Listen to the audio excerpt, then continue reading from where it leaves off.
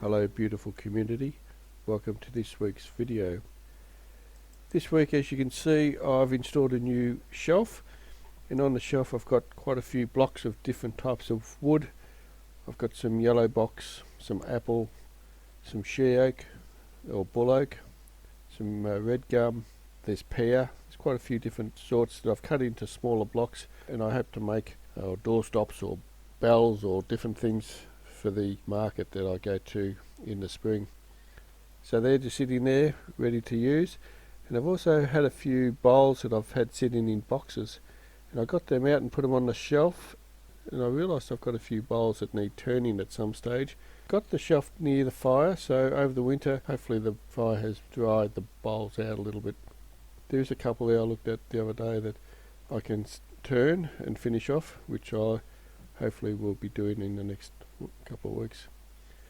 Anyway, I found this mulberry piece, and I've had it for some time. I got it off the in-laws when they come down some years ago, and it was off a friend's place, and I have turned one or two of the pieces, and it's a beautiful wood. It's got a yellow tinge to it, and it shows the grain beautifully. So this one's got a crotch to it, and I thought I'd do a hollow form, or I aimed to do a hollow form. Whether it works out or not's a different thing. But I started turning it and found that there was a crack, fairly large crack that started from the top to the bottom, and there's a soft spot at the top. So I just kept turning down, trying to get rid of the crack and the soft spot, and lo and behold, it was fairly deep, the crack. So I decided that I would fill up all the holes and clean it all up with resin, and I was trying to decide what colour to use, because as I said, it's got a yellow tinge. I was thinking whether I use black or use a different colour, and the containers that I've got that I would have put it in and mixed the resin up, they fairly big containers, so I would have used a lot of resin.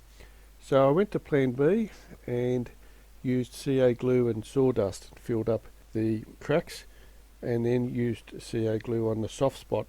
It was fairly punky and soft, and there's only a small part of it, but I still wanted to keep the feature there. That was at the bottom of the hollow form, so I decided, because of the shape of it, I decided to turn it around, and so the smaller portion ended up being the bottom of the vase, or the hollow form. Finished the outside and then applied sanding sealer to it, and it certainly popped the grain. We turned it around and started hollowing out the inside. I haven't got a sanding jig to sand the inside of the hollow forms, and so I improvised and used one of the carbine tool handles and stuck some sandpaper on it. And that actually worked quite well, but I'm sure that's one thing I'll probably get for Christmas, is something to sand the hollow forms.